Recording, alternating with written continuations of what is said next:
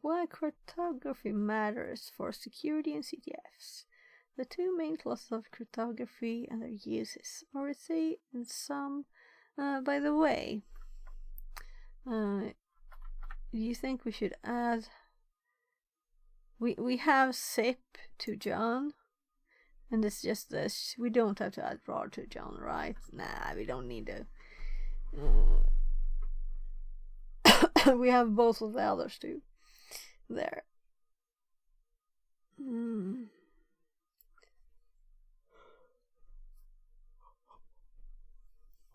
Oh, why cryptography matters for security and CTFs? The two main classes of cryptography and their uses, RSA and some of the uses of RSA. Two methods of key exchange, notes about the future of encryptions with the rise of quantum computing. Note, this room expects some familiarity with tools. So, yeah, we're ready.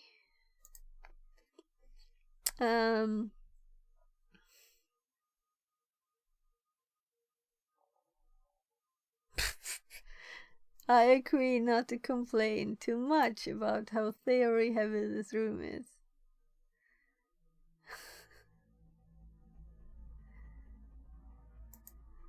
So let's read this. Key terms. Many of these key terms are shared with this room. And we did this before the last one. So, okay.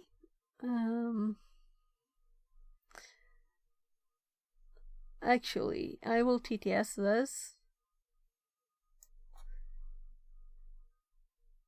So I don't lose my voice again. Ciphertext, the result of encrypting a plain text, encrypted data. Cipher, a method of encrypting or decrypting data. Modern ciphers are cryptographic, but there are many non-cryptographic ciphers like Caesar. Plain text, data before encryption, often text but not always. Could be a photograph or other file. Encryption, transforming data into ciphertext, using a cipher. Encoding, not a form of encryption, just a form of data representation like base 64. Immediately reversible. Key, some information that is needed to correctly decrypt the ciphertext and obtain the plain text. Passphrase, separate to the key, a passphrase is similar to a password and used to protect a key. Asymmetric encryption, uses different keys to encrypt and decrypt. Symmetric encryption, uses the same key to encrypt and decrypt. Brute force, attacking cryptography by trying every different password or every different key. Cryptanalysis, attacking cryptography by finding a weakness in the underlying maths. Alice and Bob, used to represent two people who generally want to communicate. They're named Alice and Bob because this gives them the initials A and B HTTP URL. For more information, as these extend through the alphabet to represent many different people involved in communication. Warning, this room is very theory heavy. Cryptography is a big topic, and this room is designed to just scratch the surface. So, they are usually used. Okay, we agree.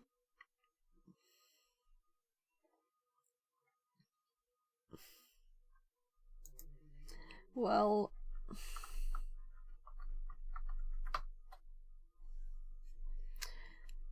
they're not the same number of letters, and you could see that immediately.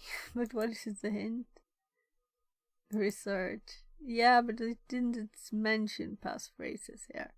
So that's kind of password or tip, right? Whatever. Let's continue.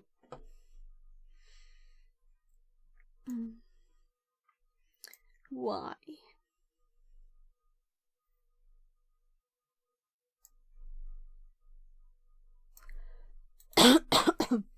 Cryptography is used to protect confidentiality, ensure integrity, ensure authenticity. You use cryptography every day most likely, and you're almost certainly reading this now over an encrypted connection. When logging into TryHackMe, your credentials were sent to the server. These were encrypted, otherwise someone would be able to capture them by snooping on your connection. When you connect to SSH, your client and the server establish an encrypted tunnel so that no one can snoop on your session. When you connect to your bank, there's a certificate that uses cryptography to prove that it is actually your bank rather than a hacker. When you download a file, how do you check if it downloaded right? You can use cryptography here to verify a checksum of the data. You rarely have to interact directly with cryptography, but it silently protects almost everything you do digitally. Whenever sensitive user data needs to be stored, it should be encrypted. Standards like PCI DSS state that the data should be encrypted both at rest, in storage, and while being transmitted. If you're handling payment card details, you need to comply with these PCI regulations. Medical data has similar standards. With legislation like GDPR and California's data protection, data breaches are extremely costly and dangerous to you as either a consumer or a business. Do not encrypt passwords unless you're doing something like a password manager. Passwords should not be stored in plain text, and you should use hashing to manage them safely.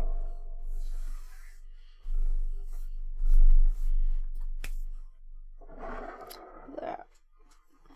I have my yogurt too. So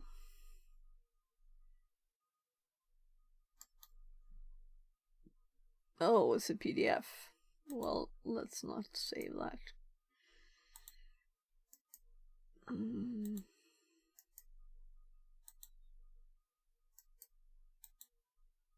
I think I deleted the older ones.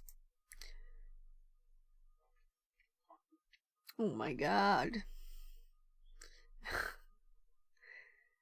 SSH. That's such a common thing, so you never think of secure shell. Yeah, of course.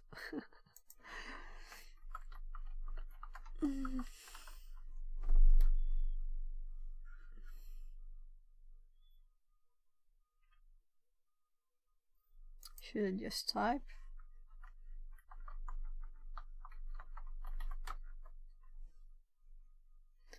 What is the main set of standards you need to comply with if you store a process? Okay, I don't know that. They said.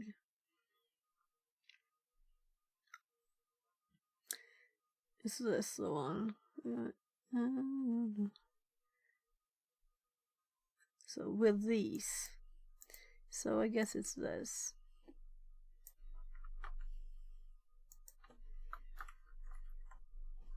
There.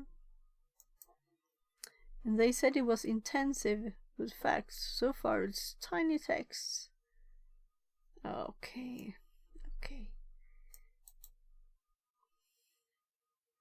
So there's a little bit of math, that comes up relatively often in cryptography.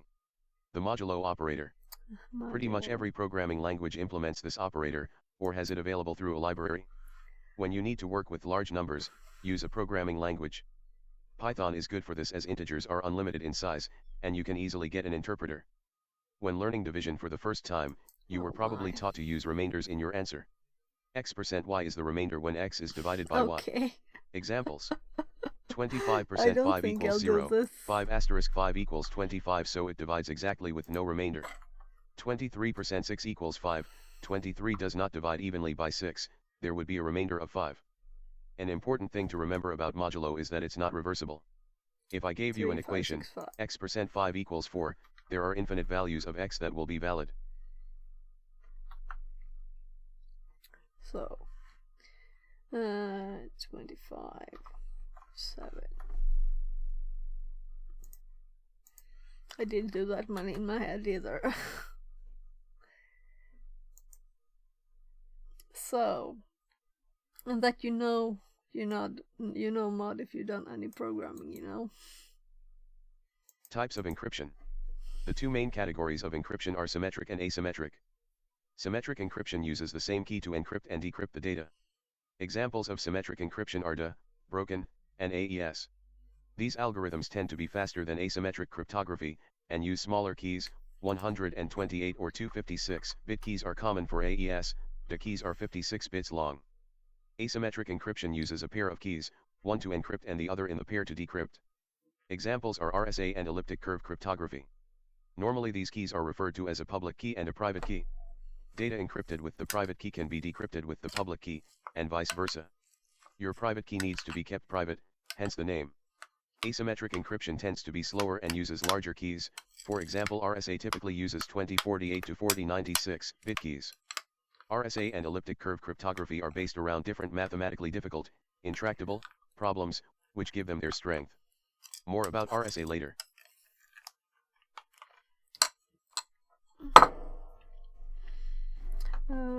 What was the result of the attempt to make DES more secure so that it could be used for longer? Did they mention it here? Okay.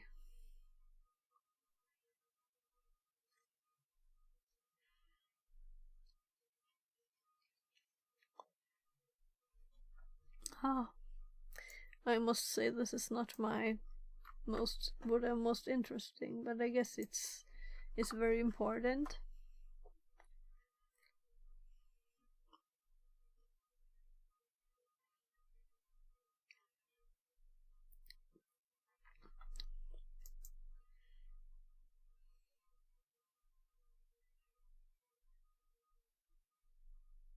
What was the result?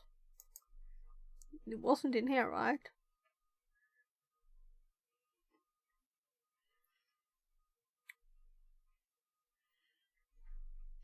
So we need to Google.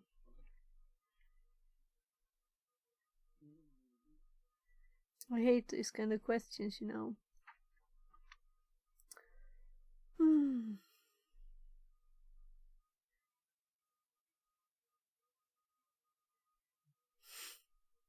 So, try hack me right up for this. It's what we get when this question comes up.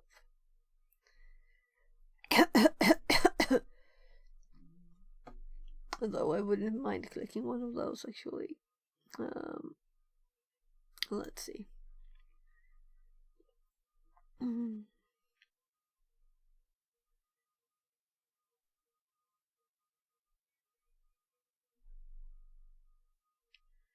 I think that we will maybe it's implied here somewhere.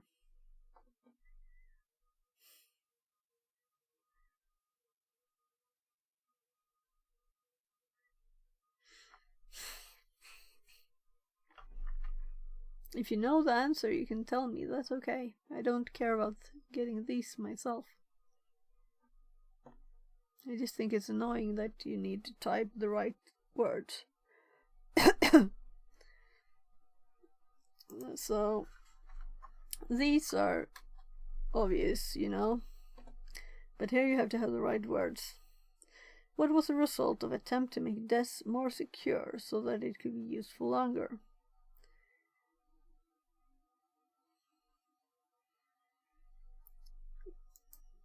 Could it be something, call something with DES at the end, or something else?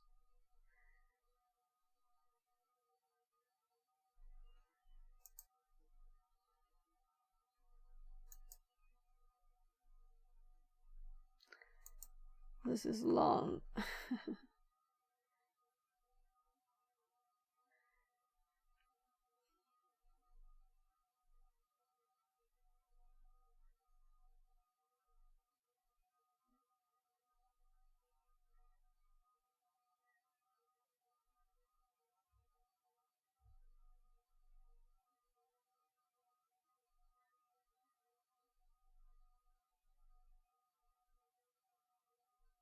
I feel this was definitely not the right track.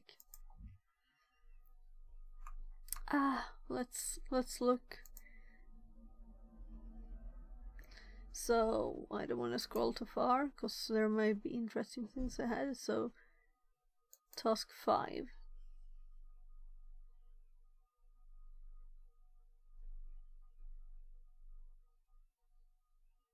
Triple DES. I was thinking it was probably DES with something before it. So triple DES.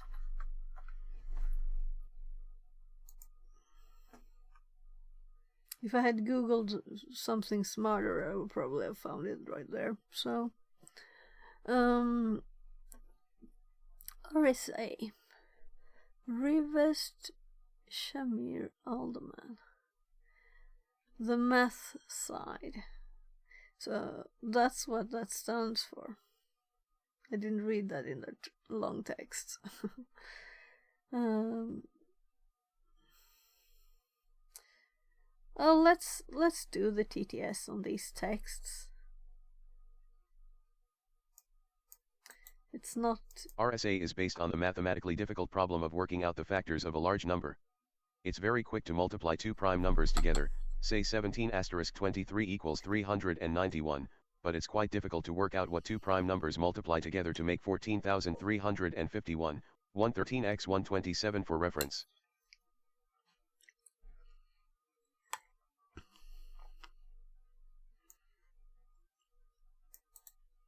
The attacking side.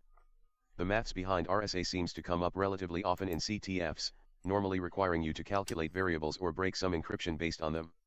The Wikipedia page for RSA seems complicated at first, but will give you almost all of the information you need in order to complete challenges. There are some excellent tools for defeating RSA challenges in CTFs, and my personal favorite is HTTP URL, which has worked very well for me. I've also had some success with HTTP URL. The key variables that you need to know about for RSA in CTFs are P, Q, M, N, E, D, and C. P and Q are large prime numbers, N is the product of P and Q. The public key is N and E, the private key is N and D. M is used to represent the message, in plain text, and C represents the ciphertext, encrypted text.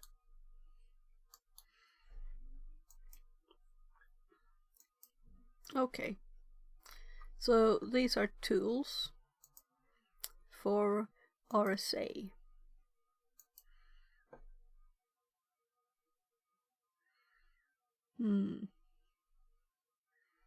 We'll definitely put them in the notes. So now it's more practical in a way. We'll see if we'll use something.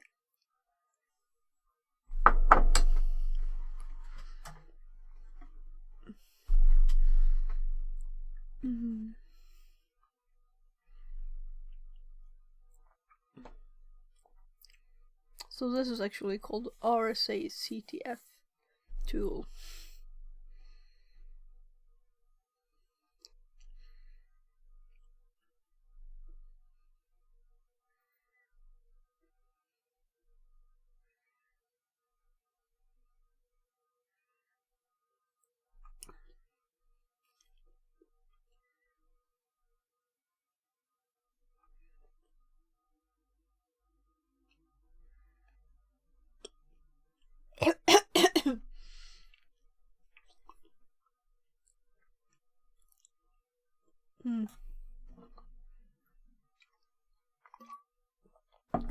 The common bad thing of eating oatmeal and muesli, I get those shells, you know,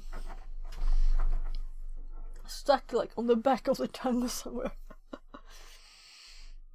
So, let's get the links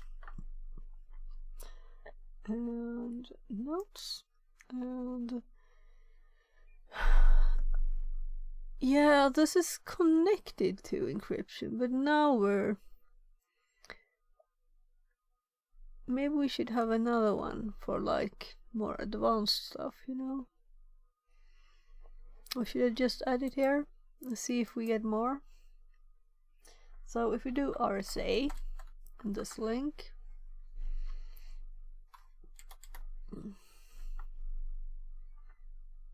and this one, wrong place there. So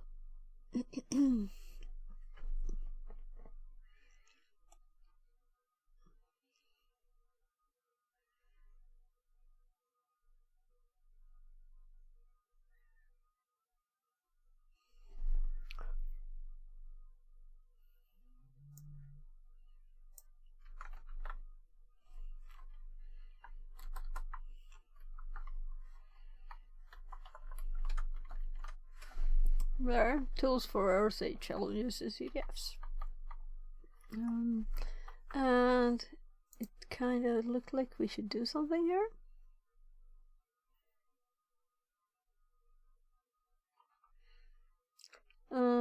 CryptoCTF challenges often present you with a set of these values, and you need to break the encryption and decrypt a message to retrieve the flag.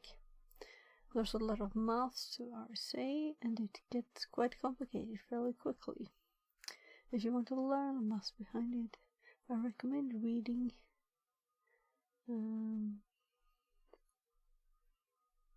okay, so these are the letters from here. So P and Q.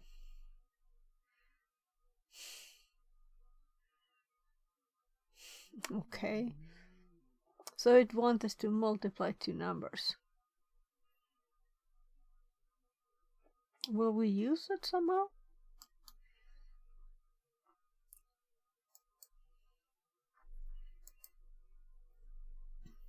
So this is information. And then we have the tools there.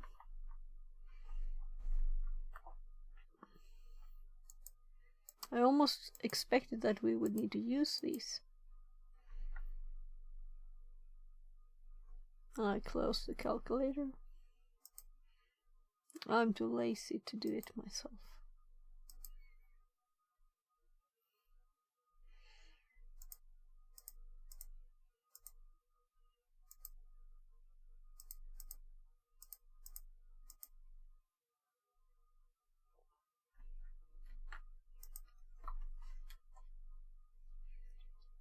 I understand enough about our side to move on, and I know where to look to learn more if I want to. Exactly. We have our notes there.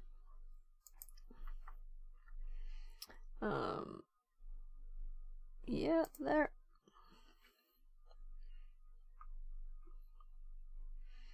I'm still waiting for the lots of facts that they warned about. Was it just to scare you before starting? Though I am using this. A very common use of asymmetric cryptography is exchanging keys for symmetric encryption. Asymmetric encryption tends to be slower, so for things like HTTPS, symmetric encryption is better. But the question is, how do you agree a key with the server without transmitting the key for people snooping to see? Metaphor time. Imagine you have a secret code, and instructions for how to use the secret code. If you want to send your friend the instructions without anyone else being able to read it, what you could do is ask your friend for a lock. Only they have the key for this lock, and we'll assume you have an indestructible box that you can lock with it. If you send the instructions in a locked box to your friend, they can unlock it once it reaches them and read the instructions. After that, you can communicate in the secret code without risk of people snooping. In this metaphor, the secret code represents a symmetric encryption key, the lock represents the server's public key, and the key represents the server's private key. You've only used asymmetric cryptography once, so it's fast, and you can now communicate privately with symmetric encryption. The real world. In reality, you need a little more cryptography to verify the person you're talking to is who they say they are, which is done using digital signatures and certificates. You can find a lot more detail on how HTTPS, one example where you need to exchange keys, really works from this excellent blog post. HTTP URL.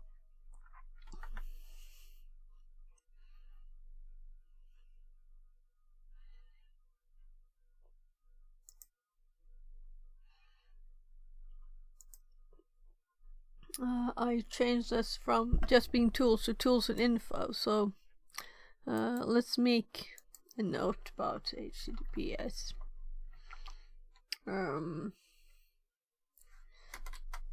How it really works. Though, I think I know that. But maybe these are more details. So, let's add this to the notes. Maybe we'll read this later.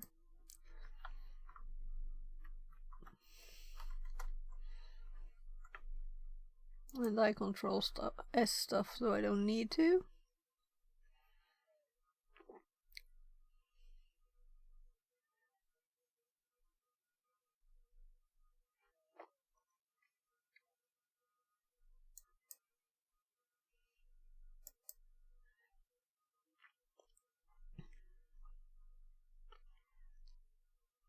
We get lots of good links, but there are not much other things.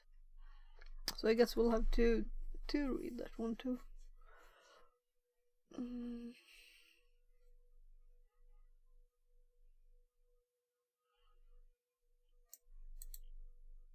What's a digital signature? Digital signatures are a way to prove the authenticity of files, to prove who created or modified them. Using asymmetric cryptography, you produce a signature with your private key and it can be verified using your public key. As only you should have access to your private key, this proves you signed the file. Digital signatures and physical signatures have the same value in the UK, legally. The simplest form of digital signature would be encrypting the document with your private key, and then if someone wanted to verify the signature they would decrypt it with your public key and check if the files match. Certificates, prove who you are. Certificates are also a key use of public key cryptography, linked to digital signatures. A common place where they're used is for HTTPS. How does your web browser know that the server you're talking to is the real tryhackme.com? The answer is certificates. The web server has a certificate that says it is the real tryhackme.com. The certificates have a chain of trust, starting with the root CA, certificate authority.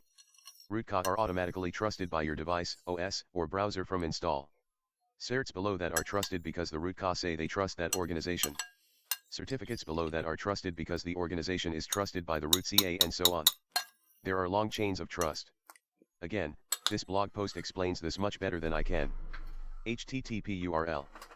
You can get your own HTTPS certificates for domains you own using Let's Encrypt for free. If you run a website, it's worth setting it up.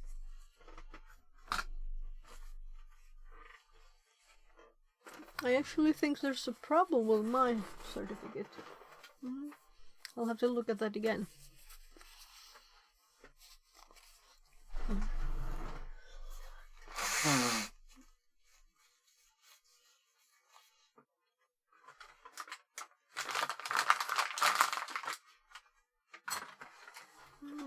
I think I'll have to carry plates down soon.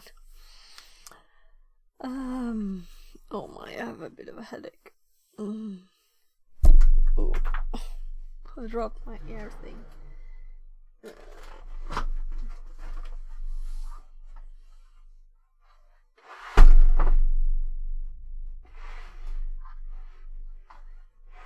managed to... Oh my.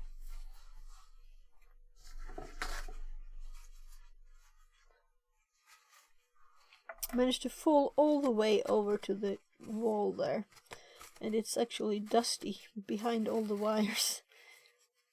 I usually always pull them up from the floor, in some holder thing. I haven't done that. Part of it is because I lower the table kind of low, and I have a thing to put my leg on. So, and also since this is a electric table, there's a kind of sturdy bar there. So I don't want too much things to take all the space under the table. But I guess I should do it anyway. So, they're really not stable, these ones. Okay, so let's continue. We had a question. I don't really know how to check the certificate. It only when you go to a page at the start and it asks you. But I guess we'll have to find out. So what can we see in?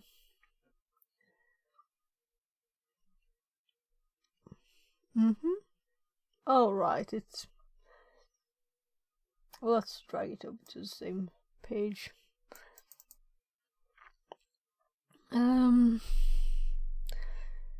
So can we see the certificate here somewhere? Not here, right?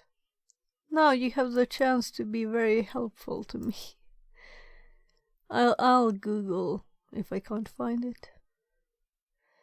So you should be able to see it, but usually don't look for the certificate. So that's probably not a good place to look anyway, right?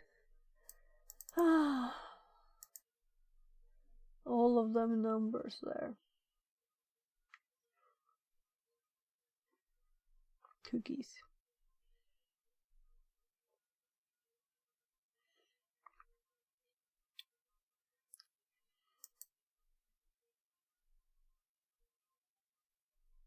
Try hack me. No, I will just Google.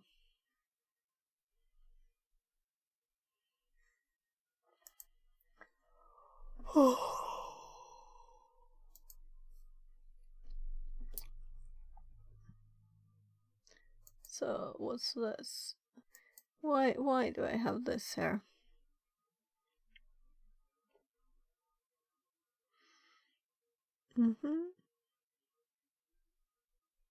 Okay. Update read aloud. Okay. Maybe it'll work on Kali now. Because I tried it once. You block too.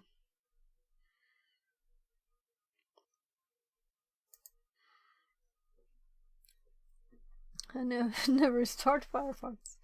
Yeah, of course I do. Just not very often.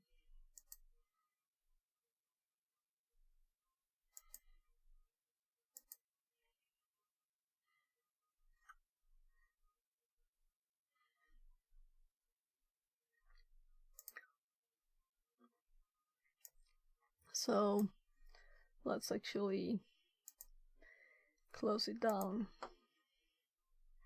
So it has, that was kind of proof to me that it was a few days inside. We started it.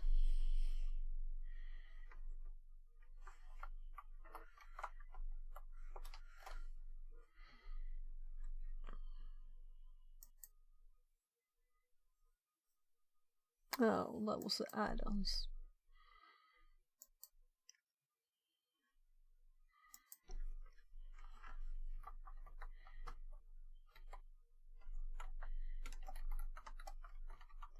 So, see current site certificate.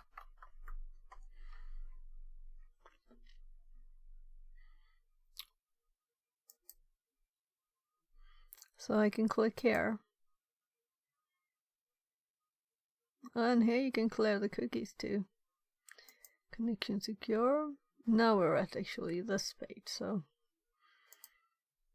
if we look here,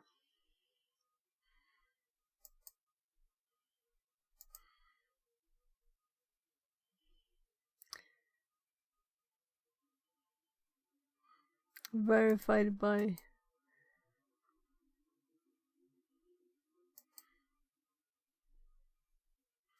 so here we can view the certificate. So issuer, I guess the answer is US.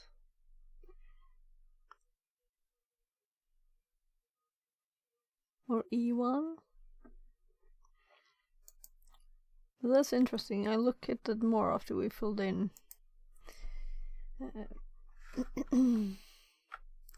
So the information we could see here too. Could we see it? Because it says verified by Let's Encrypt. But we had to click view certificate to see this information.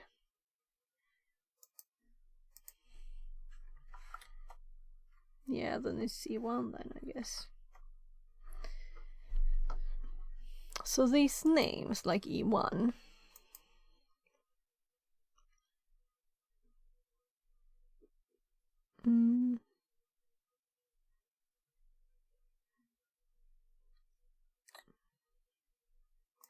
okay, and then we go here. So we have the steps.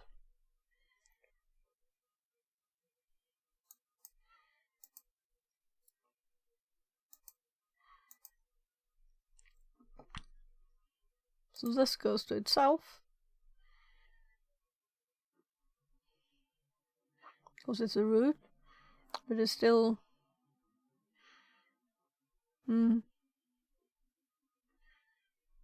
Okay. Let's look at that more then. Let's close that. So we can clear cookies here too. We could view saved passwords. So if we clear cookies here, it will log us out.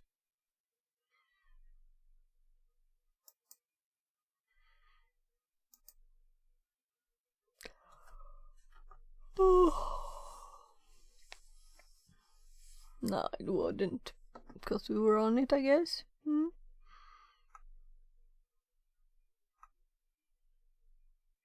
No, it's logged us out. Good. I am not a robot.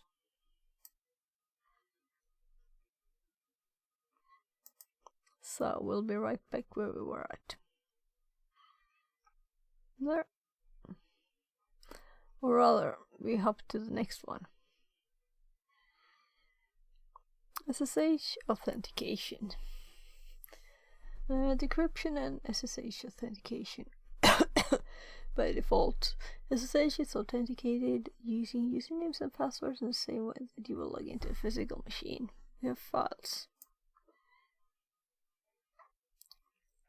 I have an idea. I need to go down with my plates and things.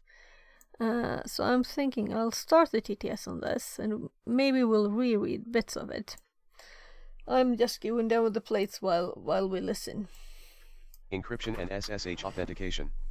By default, SSH is authenticated using usernames and passwords in the same way that you would log into the physical machine. At some point, you're almost certain to hit a machine that has SSH configured with key authentication instead. This uses public and private keys to prove that the client is a valid and authorized user on the server. By default, SSH keys are RSA keys. You can choose which algorithm to generate, and / or add a passphrase to encrypt the SSH key. SSH keygen is the program used to generate pairs of keys most of the time. SSH private keys. You should treat your private SSH keys like passwords. Don't share them, they're called private keys for a reason. If someone has your private key, they can use it to log into servers that will accept it unless the key is encrypted. It's very important to mention that the passphrase to decrypt the key isn't used to identify you to the server at all it does is decrypt the SSH key. The passphrase is never transmitted, and never leaves your system. Using tools like John the Ripper, you can attack an encrypted SSH key to attempt to find the passphrase, which highlights the importance of using a secure passphrase and keeping your private key private. When generating an SSH key to log into a remote machine, you should generate the keys on your machine and then copy the public key over, as this means the private key never exists on the target machine. For temporary keys generated for access to CTF boxes, this doesn't matter as much. How do I use these keys? The /.ssh folder is the default place to store these keys for OpenSSH. The authorized _keys, note the US English spelling, file in this directory holds public keys that are allowed to access the server if key authentication is enabled. By default on many distros, key authentication is enabled as it is more secure than using a password to authenticate. Normally for the root user, only key authentication is enabled. In order to use a private SSH key, the permissions must be set up correctly, otherwise your SSH client will ignore the file with a warning. Only the owner should be able to read or write to the private key, 600 or stricter. SSH key name goes here. User at host is how you specify a key for the standard Linux OpenSSH client. Using SSH keys to get a better shell. SSH keys are an excellent way to upgrade a reverse shell, assuming the user has login enabled. www.data normally does not, but regular users en route will. Leaving an SSH key in authorized _keys on a box can be a useful backdoor, and you don't need to deal with any of the issues of unstabilist reverse shells like Control-C or lack of tab completion.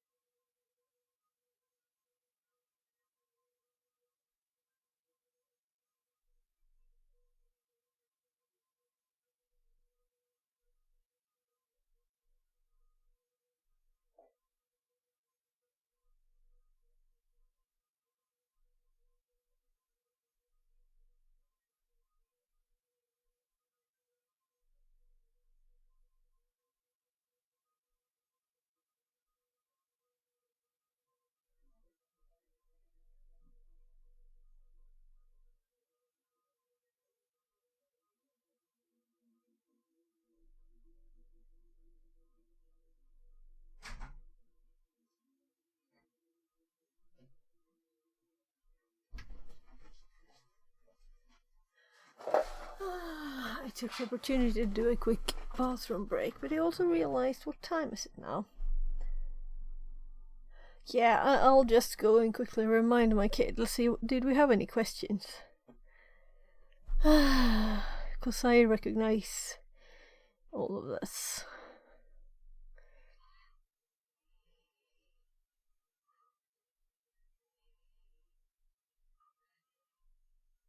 Yeah.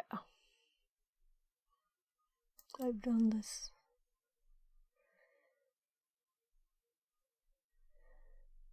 Yeah, we downloaded it. Okay.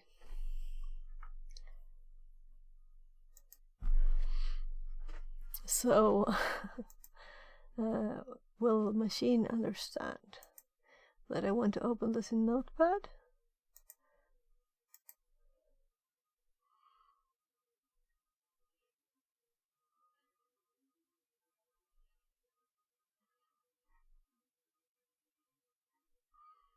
It was opened, but since I pulled the other Notepad to the side.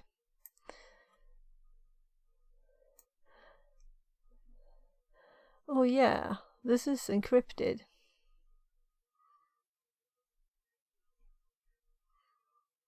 I've just had that once. So, what was the question? Yeah, I thought so. We're supposed to crack this. So let's do that. Is the answer here a yes? No. Let's look at the hint. File name. File name?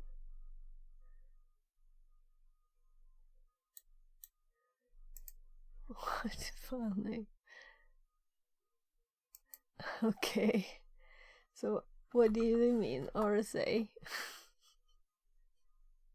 That was like reading in the file. But of course, okay. So RSA keys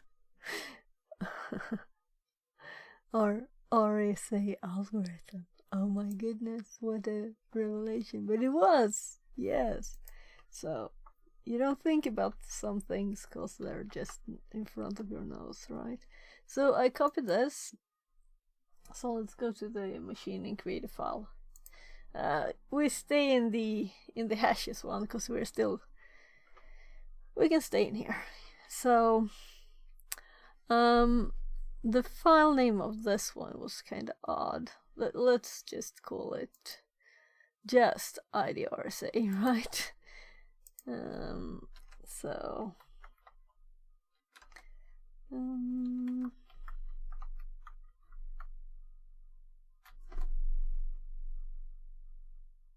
we already had one. Okay. I'm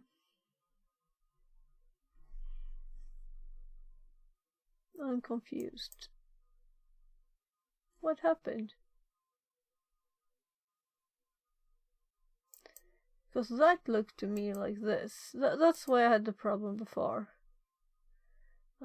Let's open it again. Because this looked the same. We didn't continue this, so let's just close these. Close. Don't save. And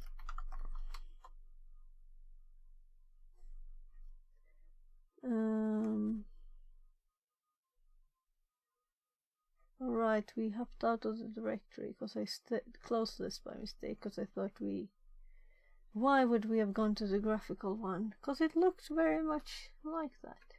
So let's go to THM and go to the hashes with all the example files.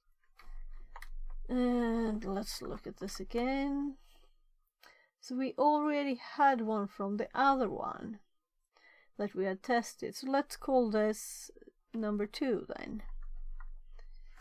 Already 2. Because that one was from the last or the one of these security series. But seriously, since I don't remember.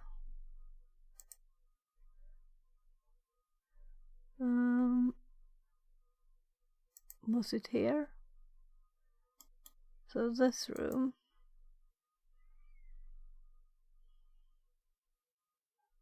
There's no files in here. Or can you see files even? The annoying thing is that, oh, right there. So now we can see this one too.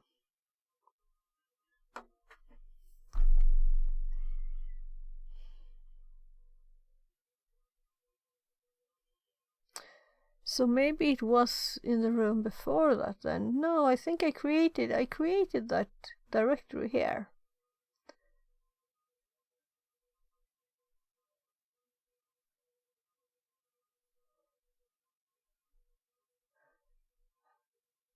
I'm confused. Because I created, was probably in the room before this one. Oh, whatever. We just make a new one. Oh, sorry, I didn't. You have to tell me if I forget to switch screens. Anyway, so now we have 2 test ones in this directory. So if we is X and hope that we don't have to have the right number of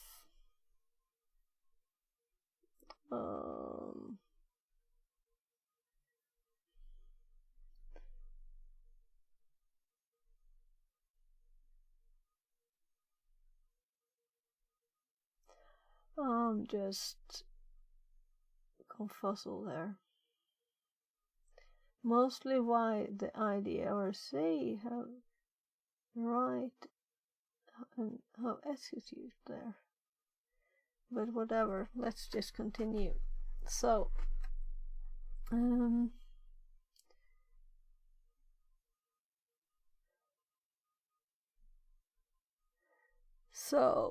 we should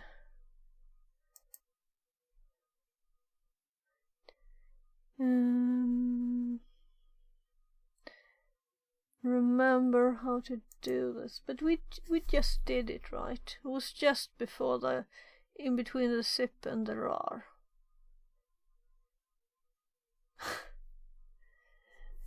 I renamed it after I did it. That's why it's confusing. Okay, I get it now. I get it. I remember. Sorry for being slow. So we need to do the same thing again. So this is a long name. Because I renamed it after I did this. And that's why I didn't recognize the file. Because when I LS'd for this, it had this file name, which is long. SSH2 hash, I guess. And then we join, and we do 2. Or did we do it last and I still didn't remember? Maybe I shouldn't stream anymore.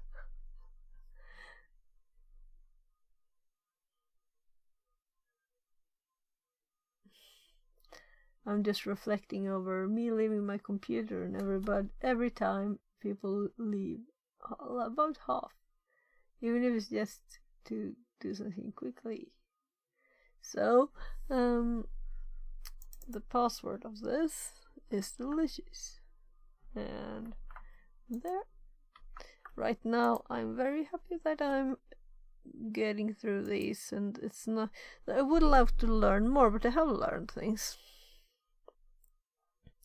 And I realize it's more fun if I read, but I'm kind of saving my throat for real interesting things instead of these that are like repeat What facts. is key exchange? Key exchange allows 2 people/parties to establish a set of common cryptographic keys without an observer being able to get these keys. Generally, to establish common symmetric keys. How does Diffie-Hellman key exchange work? Alice and Bob want to talk securely. They want to establish a common key, so they can use symmetric cryptography, but they don't want to use key exchange with asymmetric cryptography. This is where DH key exchange comes in. I have to Alice pause and for Bob a second. both have secrets that they generate. Let's call these A and B. They also have some common material that's public. Let's call this C. We need to make some assumptions. Firstly, whenever we combine secret/material, it's impossible or very difficult to separate. Secondly, the order that they're combined in doesn't matter. Alice and Bob will combine their secrets with the common material, and form AC and BC. They will then send these to each other, and combine that with their secrets to form two identical keys, both ABC. Now they can use this key to communicate. Extra resources. An excellent video if you want a visual explanation is available here. HTTP URL. DH key exchange is often used alongside RSA public key cryptography, to prove the identity of the person you're talking to with digital signing. This prevents someone from attacking the connection with a man-in-the-middle attack by pretending to be Bob.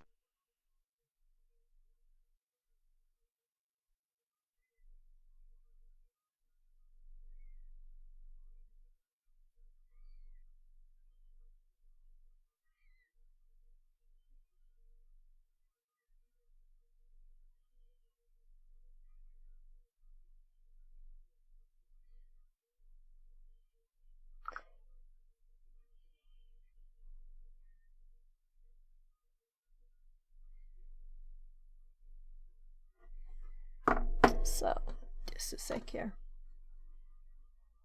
I can't hear you right now, and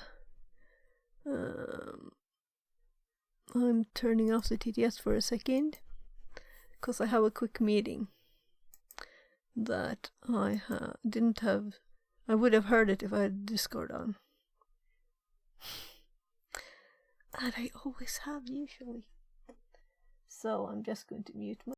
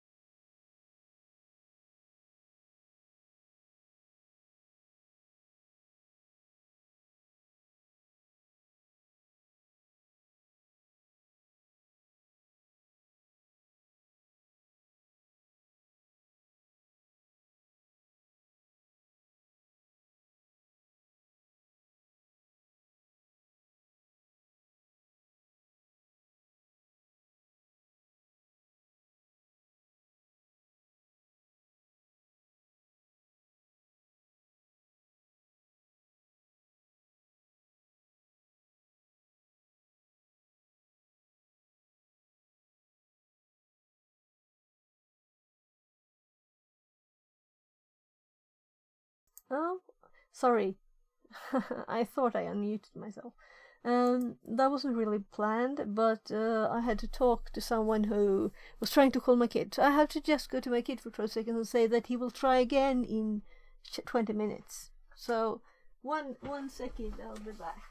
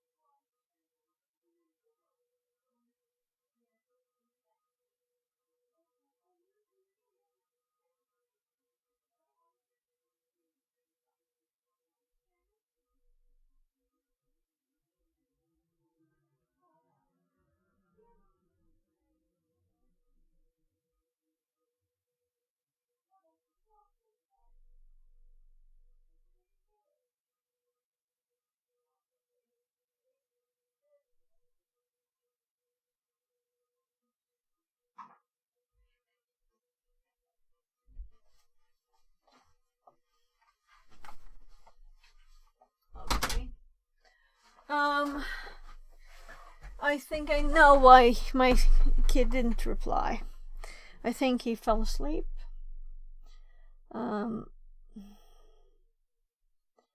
Problem is that if he's so sleepy now.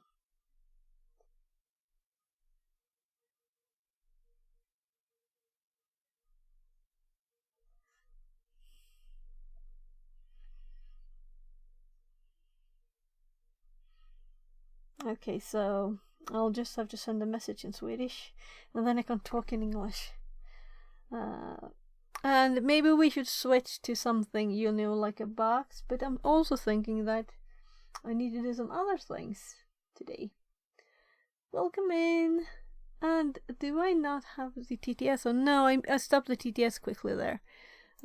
So I wouldn't have had to, because I unplugged this anyway. Connected to channel Fix at 42. So welcome in, Fenris Games. Welcome in. Welcome in. Fenris Games says, "Hey, how's it going?" Yeah, it's good. I just had to help my kid a bit, so I'm just going to send a message and then we'll continue with You the want a quick layman's guide to Diffie Hellman? Yeah, sure. I'll just send a quick message.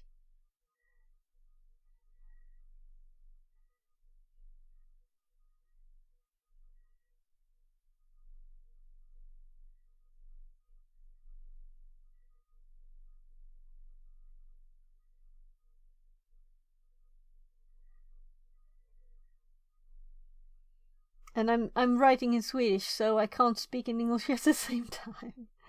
So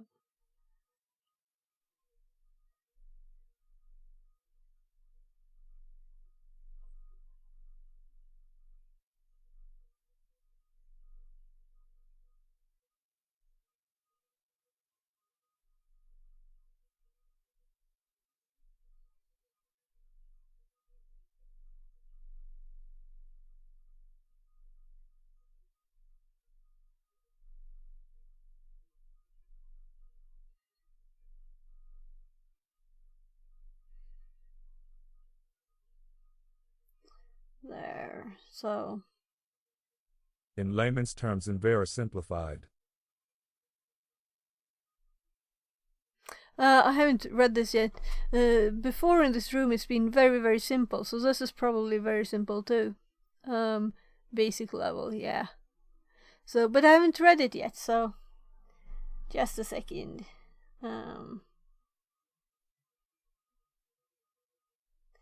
There.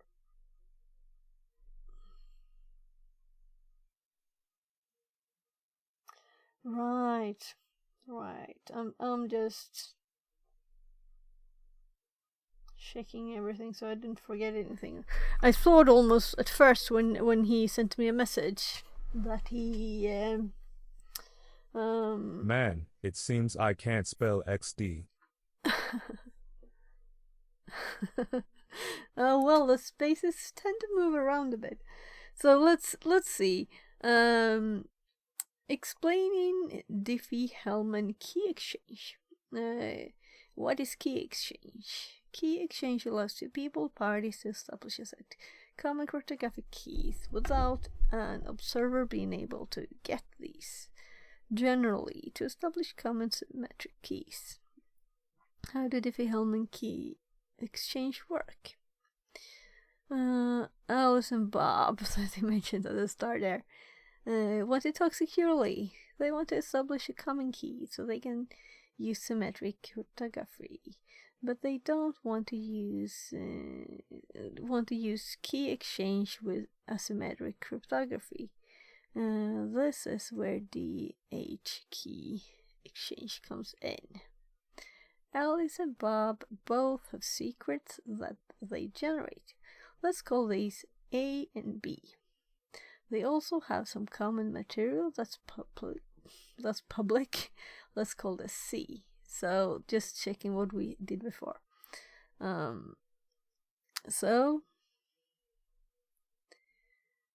have secrets and they have common material.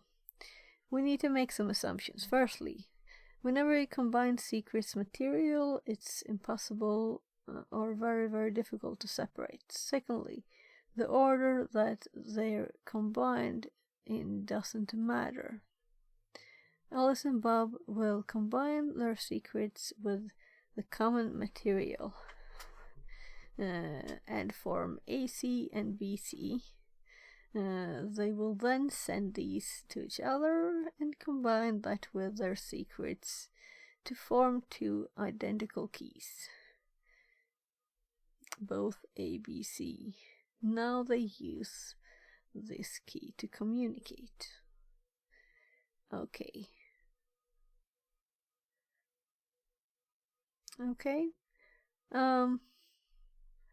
So was that all? An excellent video. Want a visual explanation. I'm just like, what is the thing? There's not anything advanced, and it seems like they want to. Whatever. Think of it this way.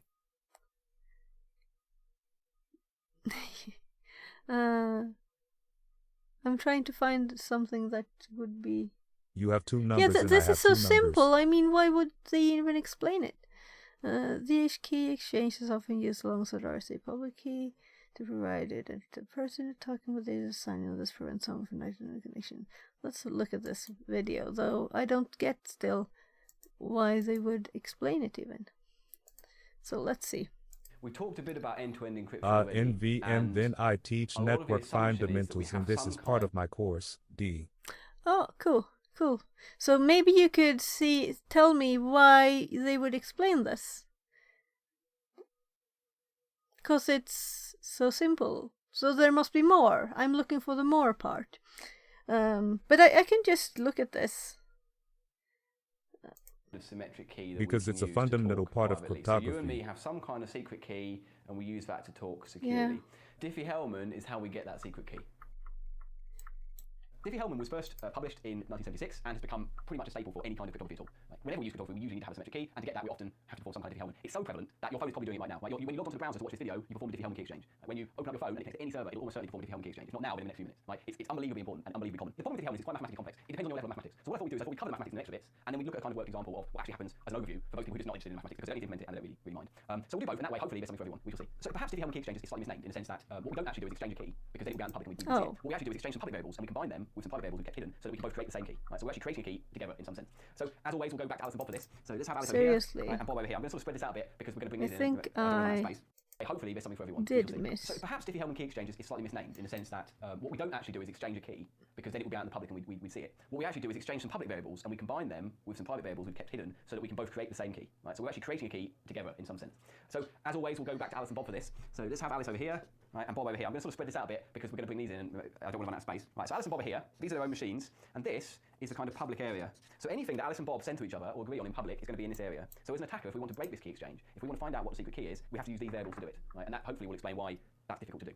Okay, so the first thing is Right at the beginning of a diffie-Hellman key exchange, Alice and Bob have to agree some mathematical parameters that they're going to use. This is a value g, or generator, and a big prime number n. Right, now, for this example, I'm going to use colour mixing to try and explain this. I'm going to write the letters in as well. N won't have a colour for the sake of this analogy. G does, right? So G is going to be, let's go with yellow. Right, now, I'm going to sort of squirt this in and hope it doesn't go everywhere. In fact, we kind of need 2 copies of G, really. So let's just sort of fill it up here, up to about... I want to get them the same. So far, so good. This is just going to say the same thing, but in a longer way.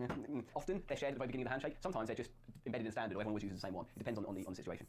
It can take a little time, an extra message to send these things across, so sometimes having them stashed ahead of time is a good idea. So we've got G, right? This is G. Now, Alice, to begin with, needs to calculate a private key, right, or private variable. I'm going to choose red for Alice. There we go. Probably could use more food colouring. It's kind of pale red. Is that red? Yeah, close enough. What do you think? It's rose coloured. Now, Bob is going to do the same thing. He's going to have a private value, which is going to be blue. Right. Now, I haven't chosen very interesting colours. That's simply because there aren't that many colours available in shops for food colouring. And I didn't go that much effort. There we go. I suppose blue. Now, these 2 colours are in their private area. Yeah, but he's simplifying the whole process. Yeah, maybe I should just skip this. It's like he's doing it for kids. So, well, let's just continue. If it's just this, it's so. Let's continue.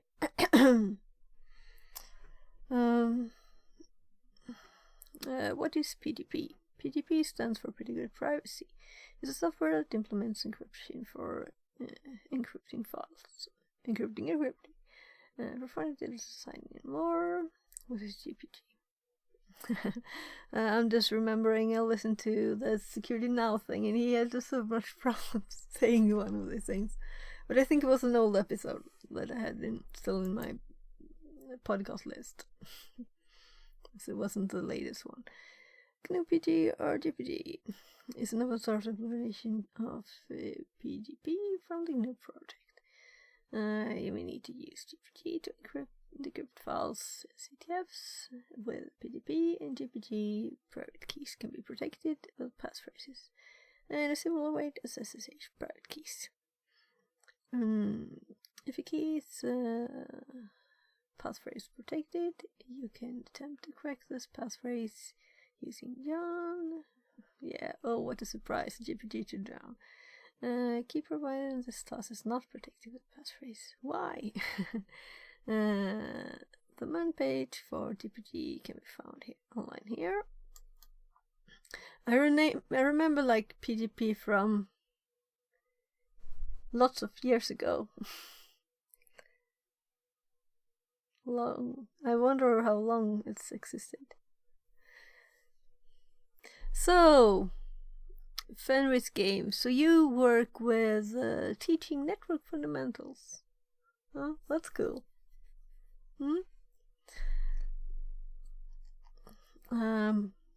I'll go and check on my kid because his call is coming. It should be again another try in 3 minutes.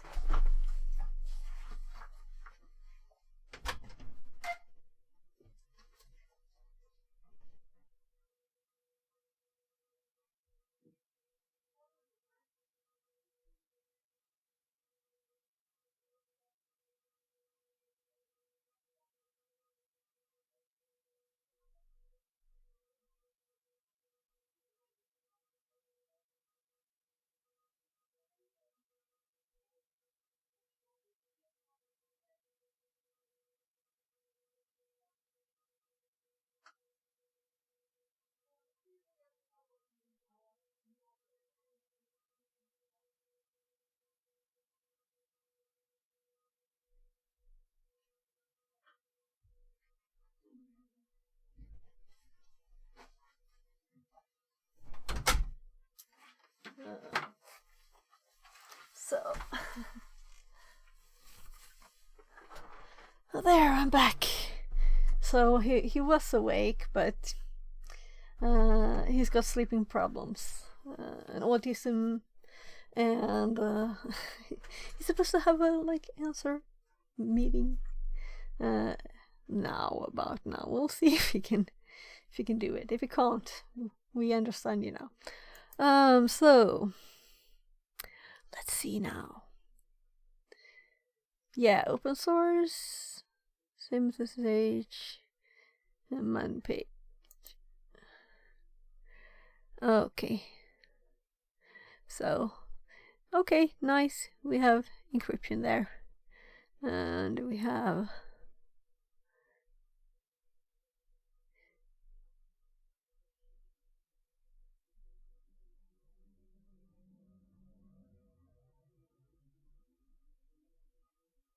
I shouldn't have the TTS up, because every time something new pops up, I look at it.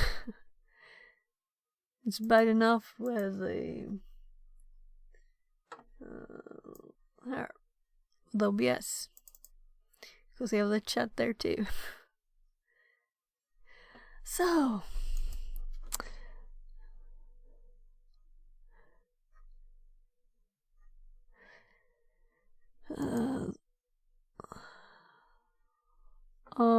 should I add this to my notes? Yeah, I guess so. So let's back to this one and copy the manual link, and let's add to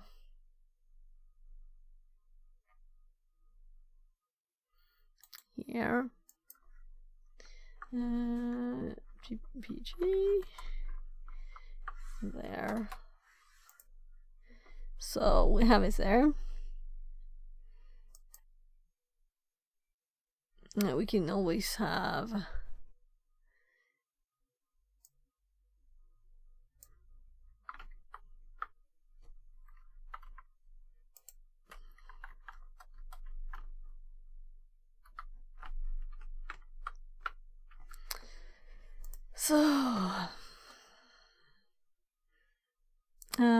what about AES? So it's about all thing 3 here. AES is called Rindal after its creators. Okay, stands for Advanced Encryption Standard. It was implemented for tests. Had short keys at the cryptographical falls. Yes, it is both operate blocks of data quite often. Okay, another YouTube video. Can't we just have text? So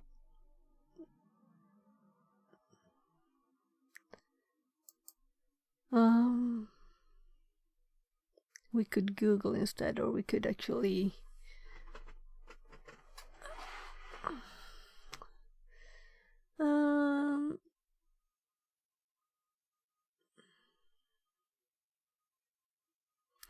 you have the private key and the file encrypted with the public key.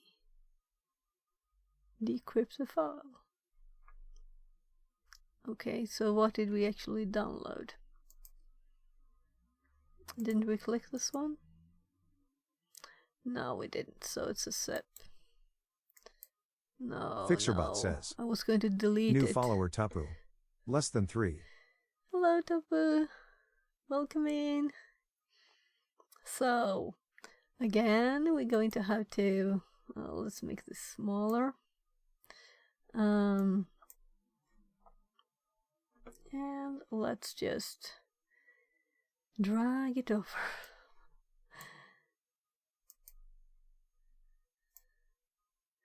And drag it to the hashes directory. Drag. And we're going to rename it. I'm trying to get used to graphical stuff in Linux. And I'm not used to it yet. So, yeah. Let's look what's inside this file.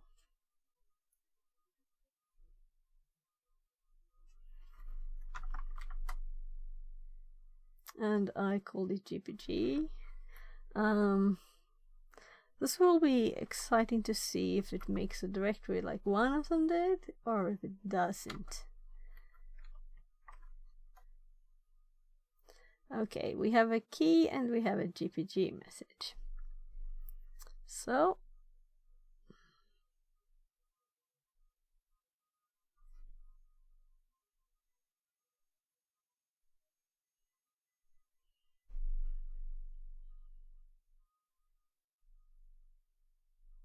Now let's just see what it said we should do. We have a private key, which I guess is the key file, and a file encrypted with the public key. So now I guess the question is if we have GPG installed. And it seems like we do. We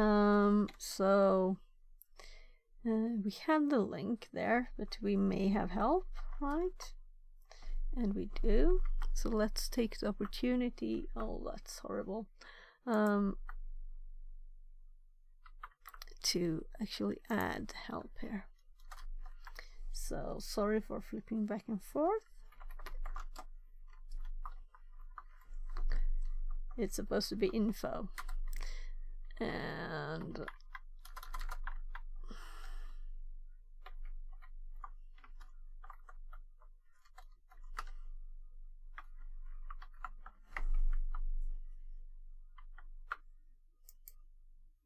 so let's get this. Oh my goodness. And let's paste it so we can see that there's some character here breaking the good looks of Obsidian. So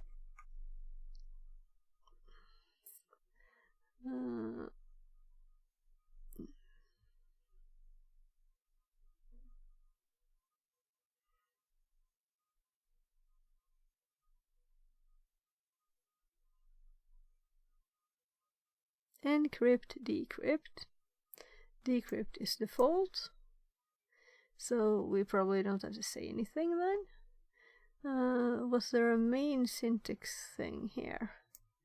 Options file, so just the file, I assume. But we can always see what else there is. Verbose.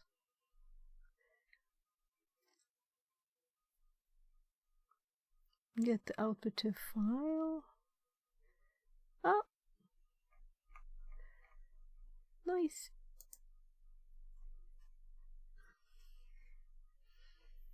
So let's just no, I want that file list. So GPG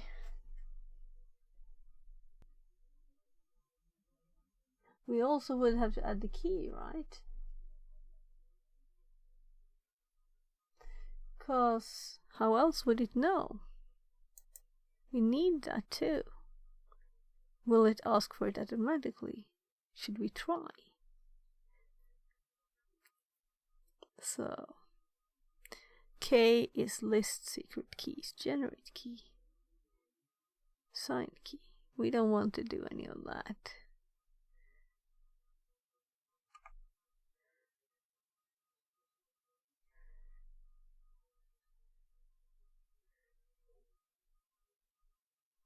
Import key. But we just want to use it once. List keys. Will we have to add the key and then remove it again? Let's just try, we'll see what happens. So if we do GPG and where is it? Message. And this, it will say there's no key. It would have been nice if it asked for the key, so we could just use it once.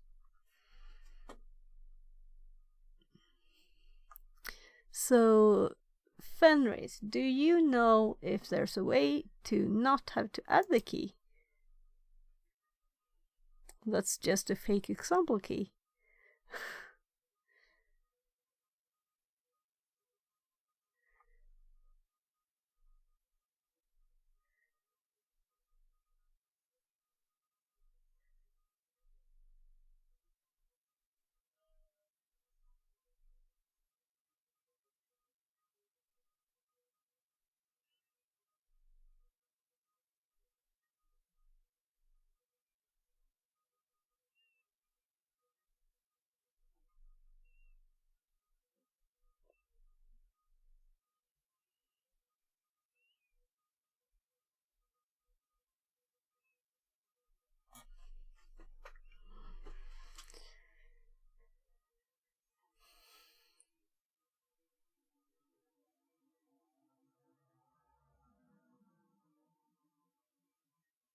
It's just my kid. He's saying he didn't answer, so I'll just have to answer him quickly.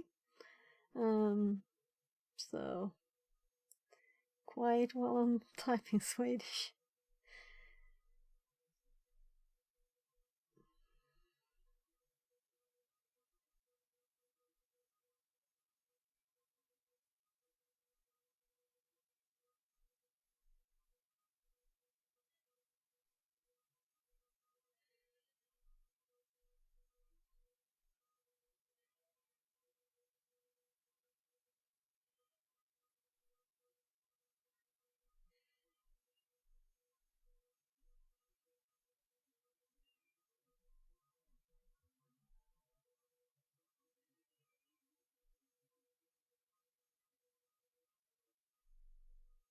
There. I'm done.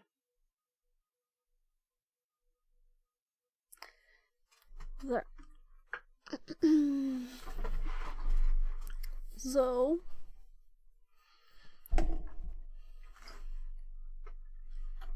what time is it? Alright, already. Where did 3 hours and 40 minutes go? Though I did spend some time on kid stuff, so. But still. Still. Yeah, 3 hours and 41 minutes. So maybe we should look at that link they sent, right? So, this was for ES, but this is the man page. I don't like man pages if there is help, but no, this is not more use, right? It's just a list still. It's not like first try thing. So let's Google instead. So GPG decrypt with key.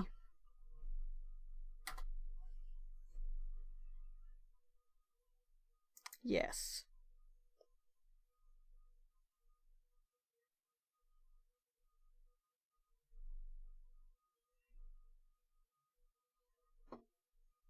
My goodness. Papa bye.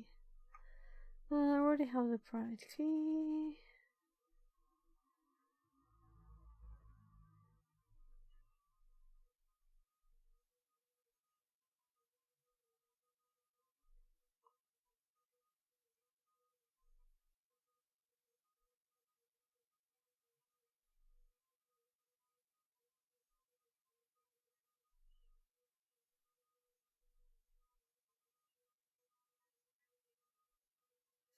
It requires import.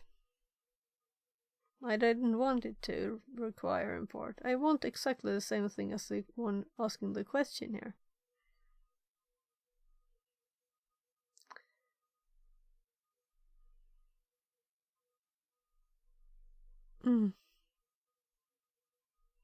This is annoying. I don't like this program.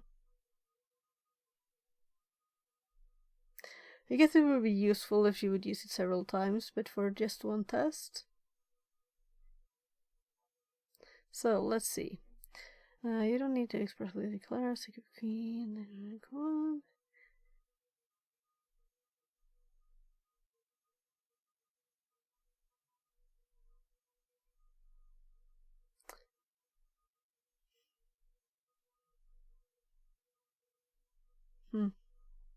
Yeah.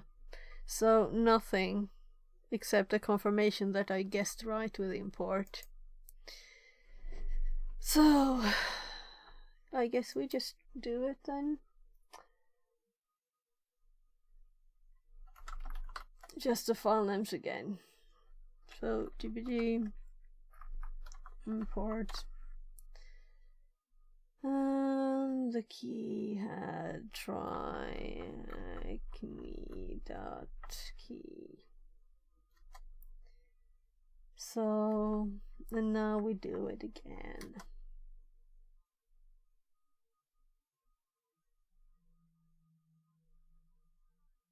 No commands applied. Trying to guess what you mean. Yeah, it said it was a default. Do you have to say that then? Decrypted. Encrypted wood. So it didn't manage to guess that I wanted to decrypt? Or did it?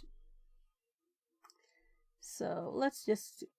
Yeah, the message seems to be there now. So... That was very un-user friendly. Because it didn't even say that it decrypted it, though it said that it was trying to guess, when it already had said in the help that this was the default to decrypt. So, well, I guess we should send Pineapple to try Hackme.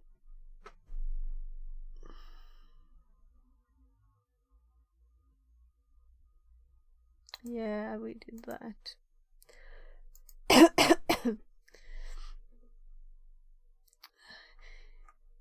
If there's supposed to be a room on things, why not have more information? In the bar at the start of the room, it was like this. I agree not to complain about how much theory. There's no theory. It's just tiny bits of text. Nothing really. Most of it wasn't new to me either. This was... I have not used PDP. GPG, I mean. Let's just look at when PDP was created. 90s. Yeah. 91.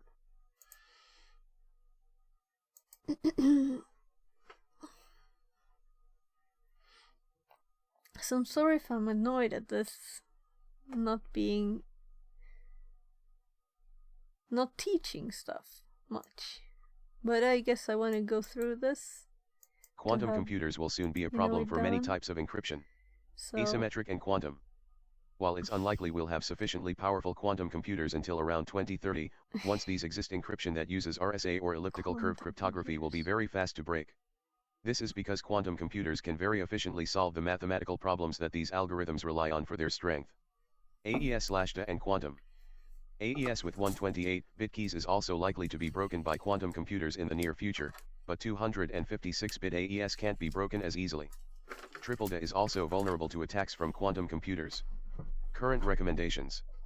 The NSA recommends using RSA 3072 or better for asymmetric encryption and AES 256 or better for symmetric encryption.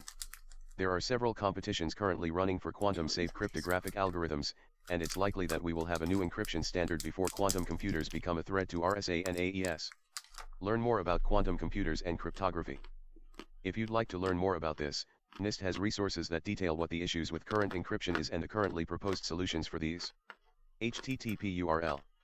I also recommend the book Cryptography Apocalypse by Roger A. Grimes, as this was my introduction to quantum computing and quantum-safe cryptography. Those NIST competitions have already ended. We could go back and look what it said. I was thinking that I will Google if I want to know stuff, you know.